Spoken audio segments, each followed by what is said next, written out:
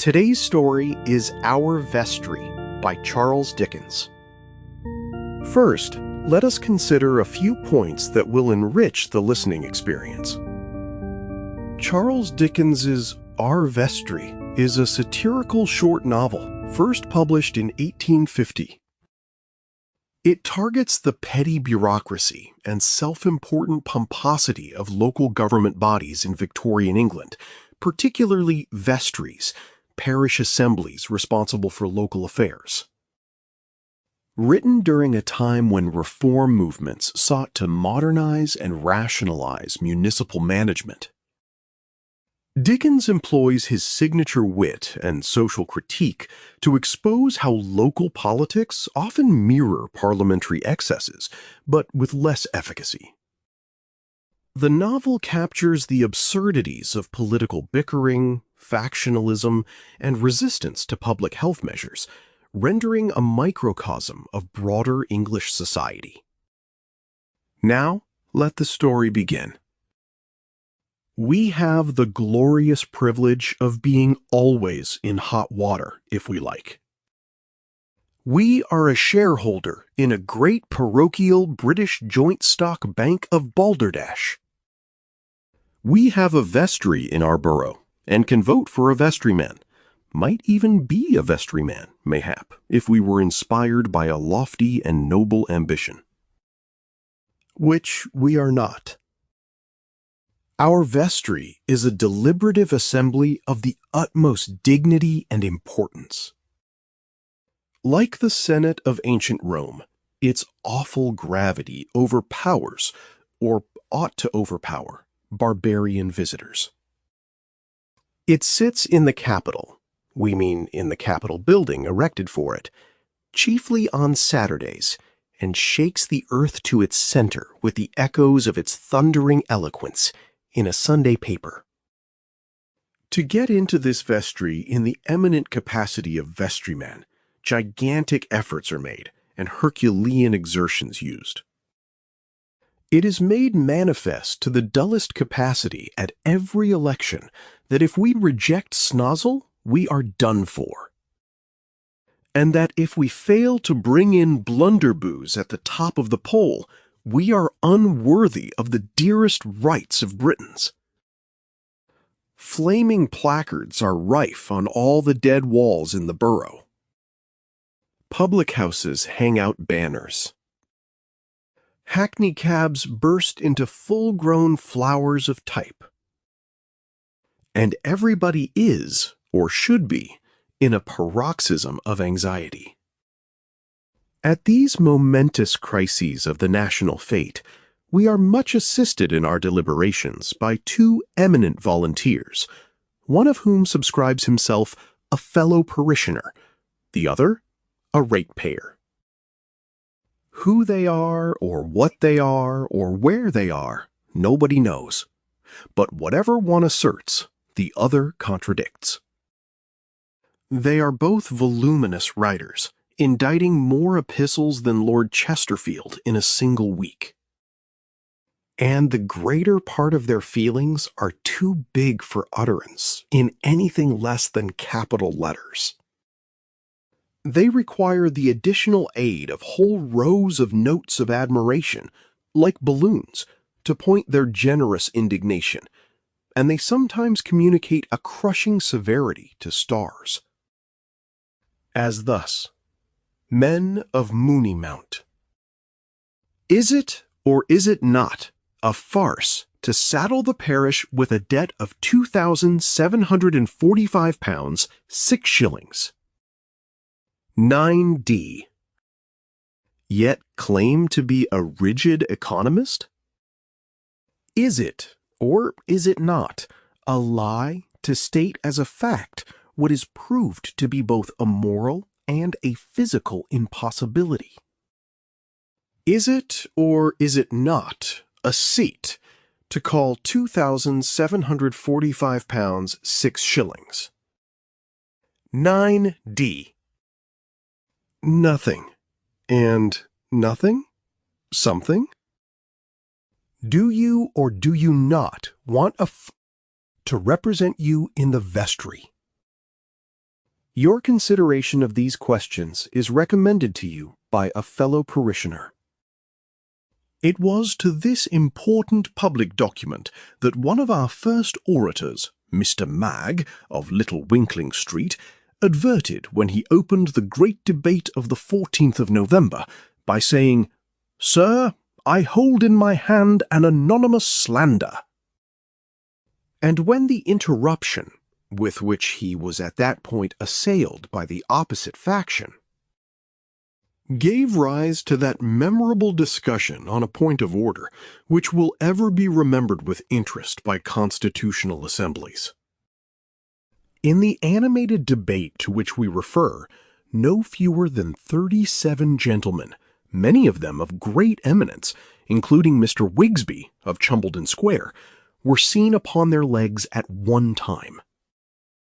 And it was on the same great occasion that Dogginson, regarded in Our Vestry as a regular John Bull, we believe in consequence of his having always made up his mind on every subject without knowing anything about it, informed another gentleman of similar principles on the opposite side that if he cheeked him, he would resort to the extreme measure of knocking his blessed head off. This was a great occasion. But Our Vestry shines habitually. In asserting its own preeminence, for instance, it is very strong. On the least provocation, or on none, it will be clamorous to know whether it is to be dictated to, or trampled on, or ridden over roughshod. Its great watchword is self-government. That is to say, supposing Our Vestry to favor any little harmless disorder like typhus fever, and supposing the government of the country to be, by any accident, in such ridiculous hands as that any of its authorities should consider it a duty to object to typhus fever. Obviously an unconstitutional objection. Then Our Vestry cuts in with a terrible manifesto about self-government and claims its independent right to have as much typhus fever as please itself. Some absurd and dangerous persons have represented, on the other hand, that though Our Vestry may be able to beat the bounds of its own parish, it may not be able to beat the bounds of its own diseases, which, say they, spread over the whole land in an ever-expanding circle of waste and misery and death and widowhood and orphanage and desolation. But Our Vestry makes short work of any such fellows as these. It was Our Vestry, pink of vestries as it is, that in support of its favorite principle took the celebrated ground of denying the existence of the last pestilence that raged in England. When the pestilence was raging at the vestry doors, Dogginson said it was plums. Mr. Wigsby, of Chumbledon Square, said it was oysters. Mr. Mag, of Little Winkling Street, said, amid great cheering, it was the newspapers. The noble indignation of Our Vestry with that un-English institution, the Board of Health, under those circumstances, yields one of the finest passages in its history. It wouldn't hear of rescue. Like Mr. Joseph Miller's Frenchman, it would be drowned, and nobody should save it. Transported beyond grammar by its kindled ire, it spoke in unknown tongues and vented unintelligible bellowings, more like an ancient oracle than the modern oracle it is admitted on all hands to be. Rare exigencies produce rare things, and even Our Vestry, new hatched to the woeful time, came forth a greater goose than ever. But this, again, was a special occasion. Our Vestry, at more ordinary periods, demands its meed of praise. Our Vestry is eminently parliamentary. Playing at Parliament is its favorite game. It is even regarded by some of its members as a chapel of ease to the House of Commons, a little go to be passed first. It has its strangers' gallery and its reported debates, see the Sunday paper before mentioned, and our vestrymen are in and out of order, and on and off their legs. And above all are transcendently quarrelsome after the pattern of the real original. Our vestry being assembled, Mr. Mag never begs to trouble Mr. Wigsby with a simple inquiry. He knows better than that. Seeing the honorable gentleman, associated in their minds with Chumbledon Square, in his place, he wishes to ask that honorable gentleman what the intentions of himself and those with whom he acts may be on the subject of the paving of the district known as Pigleham Buildings. Mr. Wigsby replies, with his eye on next Sunday's paper, that in reference to the question which has been put to him by the honorable gentleman opposite, he must take leave to say that if that honorable gentleman had had the courtesy to give him notice of that question, he, Mr. Wigsby, would have consulted with his colleagues in reference to the advisability. In the present state of the discussions on the new paving rate, of answering that question. But as the honorable gentleman has not had the courtesy to give him notice of that question, great cheering from the Wigsby interest, he must decline to give the honorable gentleman the satisfaction he requires. Mr. Mag, instantly rising to retort, is received with loud cries of "Spoke!" from the Wigsby interest, and with cheers from the Mag side of the house. Moreover, 5 gentlemen rise to order, and one of them, in revenge for being taken no notice of, petrifies the assembly by moving that this vestry do now adjourn, but is persuaded to withdraw that awful proposal in consideration of its tremendous consequences if persevered in. Mr. Mag, for the purpose of being heard, then begs to move that you, sir, do now pass to the order of the day, and takes that opportunity of saying that if an honorable gentleman, whom he has in his eye, and will not demean himself by more particularly naming, oh, and cheers, supposes that he is to be put down by clamor, that honorable gentleman, however supported he may be through thick and thin by a fellow parishioner with whom he is well acquainted, cheers and counter-cheers, Mr. Mag being invariably backed by the ratepayer, will find himself mistaken. Upon this, 20 members of our vestry speak in succession concerning what the 2 great men have meant, until it appears, after an hour and 20 minutes, that neither of them meant anything. Then our vestry begins business. We have said that, after the pattern of the real original, our vestry in playing at Parliament is transcendently quarrelsome.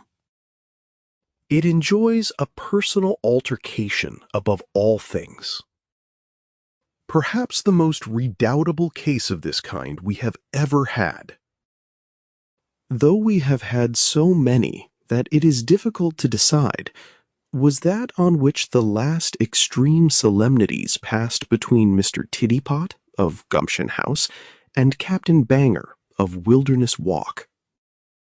In an adjourned debate on the question whether water could be regarded in the light of a necessary of life, respecting which there were great differences of opinion and many shades of sentiment, Mr. Tiddypot, in a powerful burst of eloquence against that hypothesis, frequently made use of the expression that such and such a rumor had reached his ears. Captain Banger, following him, and holding that, for purposes of ablution and refreshment, a pint of water per diem was necessary for every adult of the lower classes, and half a pint for every child, cast ridicule upon his address in a sparkling speech, and concluded by saying that instead of those rumors having reached the ears of the honorable gentleman, he rather thought the honorable gentleman's ears must have reached the rumors in consequence of their well-known length. Mr. Tittypot immediately rose, looked the honorable and gallant gentleman full in the face, and left the vestry. The excitement, at this moment painfully intense, was heightened to an acute degree when Captain Banger rose and also left the vestry. After a few moments of profound silence, one of those breathless pauses never to be forgotten, Mr. Chibb of Tuckett's Terrace and the father of the vestry rose. He said that words and looks had passed in that assembly replete with consequences which every feeling mind must deplore. Time pressed. The sword was drawn, and while he spoke, the scabbard might be thrown away. He moved that those honorable gentlemen who had left the vestry be recalled, and required to pledge themselves upon their honor that this affair should go no farther. The motion being by a general union of parties unanimously agreed to, for everybody wanted to have the belligerents there instead of out of sight, which was no fun at all, Mr. Magg was deputed to recover Captain Banger, and Mr. Chibb himself to go in search of Mr. Tittypot.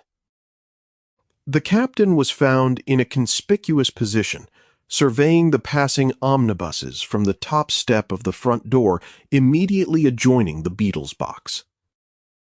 Mr. Tittypot made a desperate attempt at resistance, but was overpowered by Mr. Chibb, a remarkably hale old gentleman of 82, and brought back in safety. Mr. Tittypot and the captain, being restored to their places and glaring on each other, were called upon by the chair to abandon all homicidal intentions, and give the vestry an assurance that they did so. Mr. Tittypot remained profoundly silent. The captain likewise remained profoundly silent, saying that he was observed by those around him to fold his arms like Napoleon Bonaparte and to snort in his breathing. Actions but too expressive of gunpowder. The most intense emotion now prevailed. Several members clustered in remonstrance round the captain, and several round Mr. Tittypot, but both were obdurate. Mr. Chibb then presented himself amid tremendous cheering, and said that not to shrink from the discharge of his painful duty, he must now move that both honorable gentlemen be taken into custody by the beadle, and conveyed to the nearest police office, there to be held to bail. The union of parties still continuing, the motion was seconded by Mr. Wigsby, on all usual occasions Mr. Chibb's opponent, and rapturously carried with only one dissentient voice. This was Dogginson's, who said from his place, "Let 'em fight it out with fists," but whose coarse remark was received as it merited. The beadle now advanced along the floor of the vestry, and beckoned with his cocked hat to both members. Every breath was suspended. To say that a pin might have been heard to fall would be feebly to express the all-absorbing interest and silence. Suddenly, enthusiastic cheering broke out from every side of the vestry. Captain Banger had risen, being in fact pulled up by a friend on either side and poked up by a friend behind. The captain said, in a deep, determined voice, that he had every respect for that vestry, and every respect for that chair. That he also respected the honorable gentleman of Gumption House, but that he respected his honor more. Hereupon the captain sat down, leaving the whole vestry much affected. Mr. Tittypot instantly rose and was received with the same encouragement. He likewise said, and the exquisite art of this orator communicated to the observation an air of freshness and novelty, that he too had every respect for that vestry. That he too had every respect for that chair.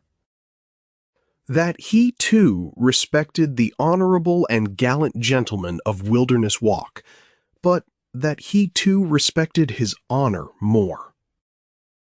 Howsever, added the distinguished vestryman, if the honourable and gallant gentleman's honour is never more doubted and damaged than it is by me, he's all right. Captain Banger immediately started up again, and said that after those observations, involving as they did ample concession to his honour, without compromising the honour of the honourable gentleman, he would be wanting in honour as well as in generosity, if he did not at once repudiate all intention of wounding the honour of the honourable gentleman, or saying anything dishonourable to his honourable feelings. These observations were repeatedly interrupted by bursts of cheers. Mr. Tittypot retorted that he well knew the spirit of honour by which the honourable and gallant gentleman was so honourably animated, and that he accepted an honourable explanation, offered in a way that did him honour.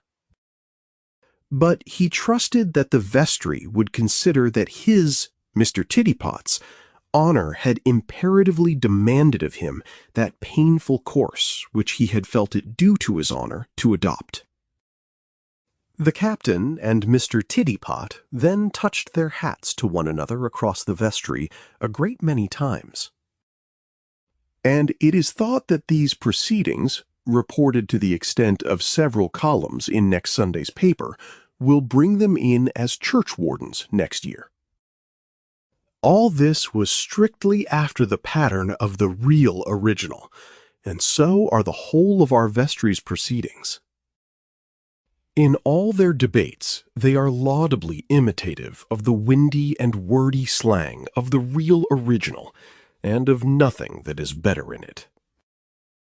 They have headstrong party animosities, without any reference to the merits of questions. They tack a surprising amount of debate to a very little business. They set more store by forms than they do by substances, all very like the real original. It has been doubted in our borough whether our vestry is of any utility. But our own conclusion is that it is of the use to the borough that a diminishing mirror is to a painter, as enabling it to perceive in a small focus of absurdity all the surface defects of the real original. Now let us explore the work in greater depth.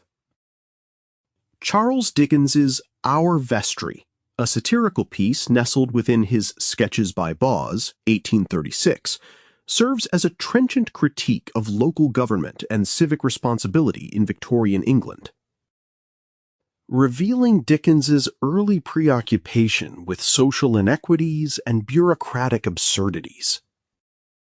This work reflects his acute observational talent and his profound engagement with the social and political conditions of his time, depicting a vestry meeting as a microcosm of larger societal dysfunction. Through the humorous yet incisive portrayal of petty squabbles, self-interest, and hypocrisy among parish officials, Dickens exposes the inefficiency and corruption that plagued the vestry system, which was instrumental in administering poor relief and local governance in London. Scholars highlight how Our Vestry not only illuminates Dickens's critique of the intertwined nature of politics and society, but also anticipates themes that come to dominate his later novels, such as the tension between individual morality and institutional failure, The historical context outlined by critics reveals that Dickens was responding to widespread public dissatisfaction with the vestry, which often embodied the inertia and self-serving attitudes of the emerging middle class. Furthermore, Dickens's narrative technique, his blend of humor, irony, and vivid character sketches, allows him to engage readers intellectually and emotionally, fostering a critical awareness of civic disengagement and social injustice. Biographical studies emphasize that this early work embodies Dickens's lifelong commitment to social reform and his belief in literature as a vehicle for revealing uncomfortable truths and inspiring change. By situating Our Vestry within the broader sphere of Victorian public life and Dickens's oeuvre, critics argue that the piece exemplifies his masterful use of satire, not merely for entertainment, but as a serious tool for political revelation and moral inquiry. Hence, Our Vestry acts as a foundational text in understanding Dickens's development as a social commentator and novelist, deeply intertwined with the political fabric of his age, underscoring the continuing relevance of his insights into the dynamics of power, community, and responsibility. Our Vestry unfolds as a humorous yet incisive dissection of local government, structured around the activities and character interactions within a fictional English borough's vestry. At first glance, the vestry is presented as an august and weighty body, akin to the ancient Roman Senate, an institution supposedly charged with significant civic responsibilities. However, Dickens quickly undercuts this lofty claim by exposing the vestry's true nature as a spectacle of overblown rhetoric, parochial self-interest, and comical incompetence. The opening sections establish the vestry's theatrical atmosphere. Elections are described as cataclysmic events that engross the community's passions and fears. Campaigns erupt with flamboyant placards, newspaper polemics, and passionate, if disjointed, declarations by the fellow parishioner and the ratepayer, anonymous pamphleteers who embody the factionalism and personal vendettas dominating local politics. Dickens' use of exaggerated language, caps lock lettering, rows of exclamation marks, and absurd accusations magnifies the triviality that the vestry inflates into matters of grave consequence. When the vestry convenes, the novel delights in mimicking parliamentary procedure with parodic precision. The dialogue between Mr. Magg and Mr. Wigsby is a masterclass in theatrical political obstruction and evasiveness. Their interplay, marked by refusals to directly answer questions, procedural wrangling over points of order, and mutual interruptions that escalate into chaos, lampoons the frustrating dysfunctionality present in both local and national legislatures. Here, Dickens emphasizes that the vestrymen are less public servants and more occupiers of performative positions, driven by the desire for power and prestige, rather than genuine civic betterment. Within this quarrelsome environment, personal antagonisms often take precedence over policy.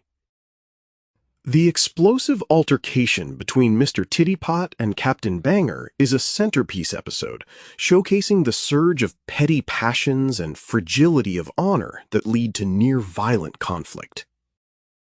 The absurdity of their duel-like encounter, exchanging barbs about which hears rumors more than each other's ears, dramatic exits and returns, and a tense moment when the beadle is summoned to take them into custody, serves as a tragicomic metaphor for political theater.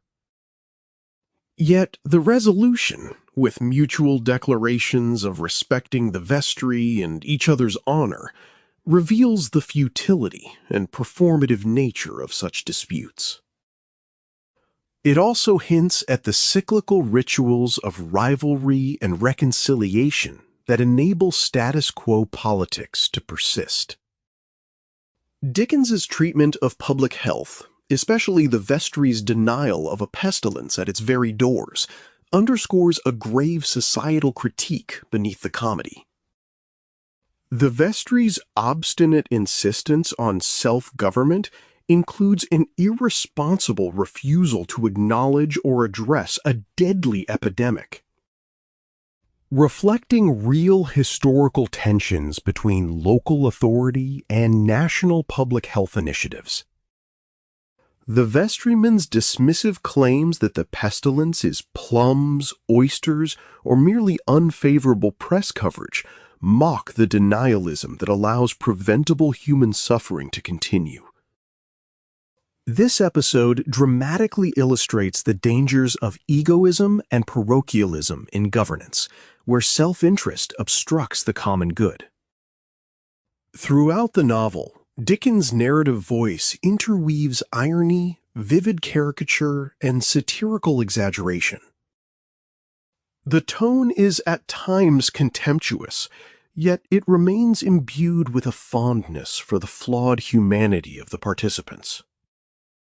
The vestry is portrayed as a mirror that, according to the author, reflects not just local absurdities, but the broader failings of English political life. By drawing direct parallels between the vestry's antics and the House of Commons, Dickens indicts the entire political class for being prone to rhetorical display, factionalism, and neglect of true public service. Stylistically, the novel's humor derives from its meticulous mimicry of parliamentary formalities, from procedural squabbles to inflated oratory. The phraseology, peppered with pompous titles like the fellow parishioner and the ratepayer, amplifies the provincial petty tyranny and self-importance that Dickens savages. The structure, with debates that meander over trivial issues before culminating in personal crises, reveals the inefficiency and spectacle simultaneously. The repeated motifs of honor and self-government emphasize how such noble-sounding ideals become hollow when practiced without responsibility or sincerity. In the final analysis, Our Vestry is less a narrative about reform or resolution and more a satirical tableau that captures the absurdity and inertia of local governance. The corporal personalities, like Mr. Magg, Mr. Wigsby, Dogginson, Mr. Tittypot, and Captain Banger, serve as aggregated types: parliamentary obstructionist, faction leader, nationalistic blusterer, hot-tempered orator, and military-spirited combatant, each representing a facet of political folly. The vestry itself is a theater of human vanity, pride, and contradiction, diverting itself with ritual and debate, while essential problems circulate unresolved. The novel resonates beyond its mid-19th century context, offering timeless insights into the danger of parochialism, the seduction of bureaucracy, and the fragility of public-mindedness in political institutions. Let us now examine the work through its primary analytical perspective. Our Vestry, as portrayed by Charles Dickens, offers fertile ground for a psychological exploration of the characters inhabiting this microcosm of civic life. The emotions running through the assembly are complex and layered, marked by a mixture of pride, insecurity, ambition, and defensiveness. This collective body, though ludicrously earnest in its self-importance, reveals subtle insights into the inner workings of human motivation and group dynamics. At the emotional core, the vestry members display defensive postures, manifesting as hostility and stubbornness.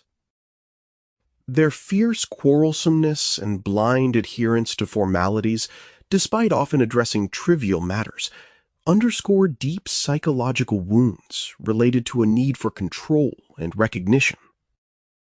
The characters' motivations are fueled less by genuine civic concern and more by personal and collective insecurities about status and power. Their manipulations of parliamentary procedure and reliance on appearances suggest compensatory defenses against feelings of inadequacy. Relationship dynamics within the vestry reveal intense factionalism and rivalry, yet these conflicts hold a paradoxical function. The ritualized disputes, such as the bitter exchanges between Mr. Tittypot and Captain Banger, demonstrate a complex dance of aggression, respect, and ultimately, reconciliation. These episodes highlight an underlying need for social bonding and identity affirmation, even if expressed through conflict.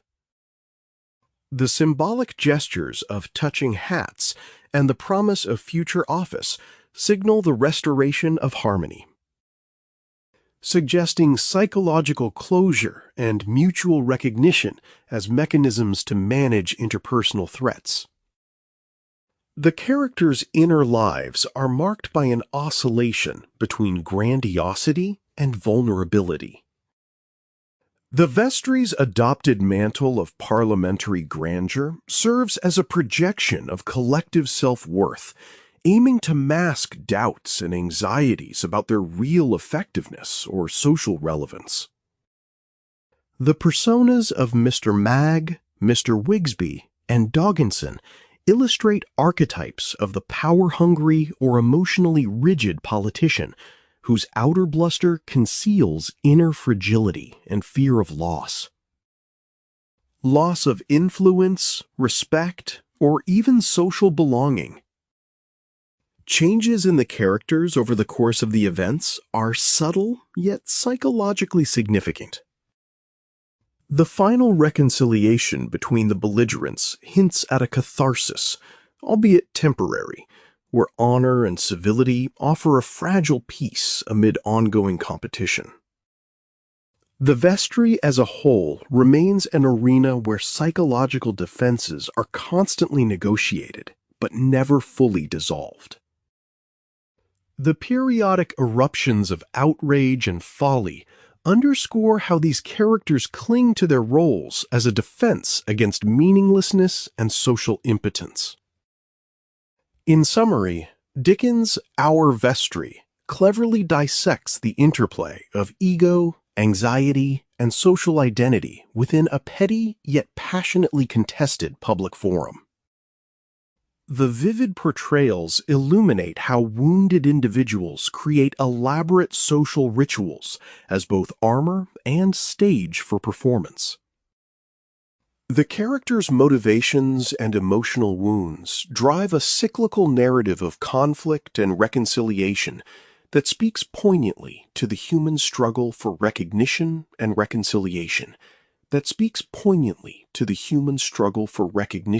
reconciliation. And self-preservation within community life. A second perspective reveals further dimensions of the work.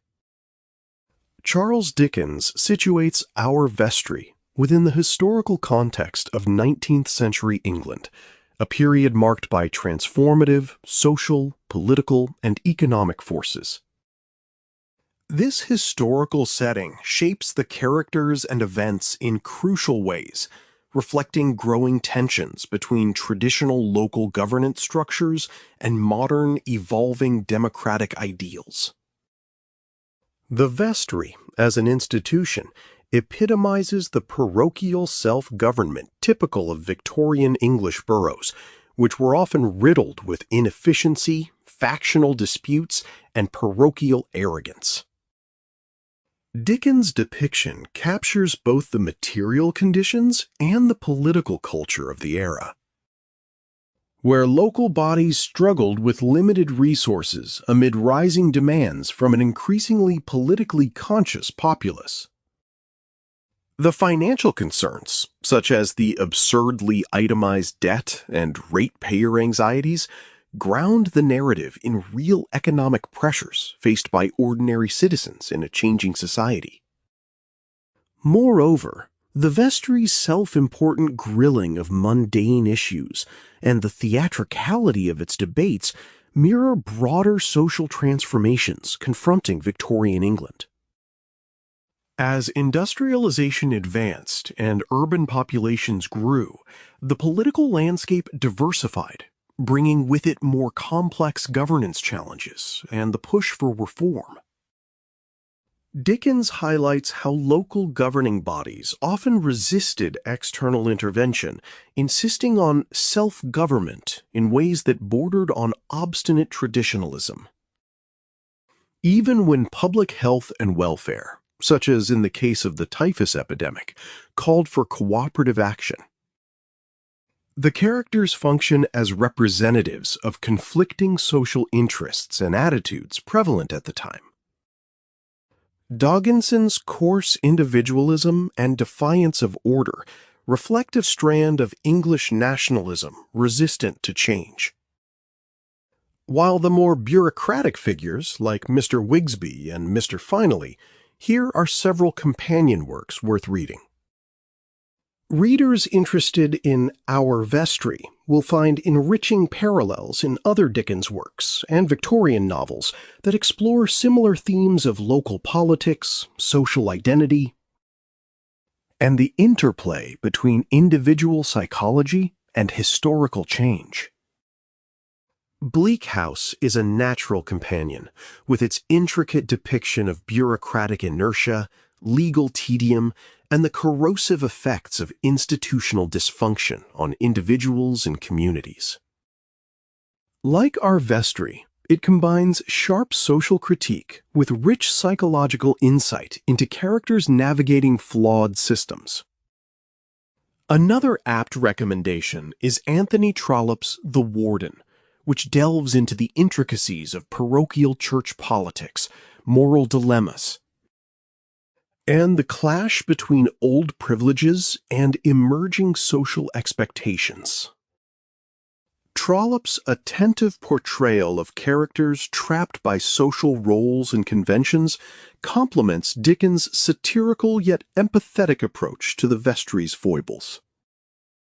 For a broader historical and psychological panorama, Elizabeth Gaskell's Mary Barton offers a compelling view of Victorian social upheaval. Highlighting the material struggles of urban working classes alongside intimate portraits of personal endurance and conflict. This work contextualizes the social transformations that frame the vestry's resistance to change and the anxieties of those trying to preserve their status. Finally, George Eliot's Middlemarch provides a profound exploration of provincial life, local governance, and reformist ideals. Its nuanced character studies and engagement with the moral complexities of social progress echo Dickens' concerns about honor, power, and the psychological underpinnings of community life. Together, these companion works deepen an understanding of how psychological and historical forces interplay in the charged arena of 19th century English society, illuminating the enduring human dramas that underpin seemingly petty political conflicts, as portrayed in Our Vestry.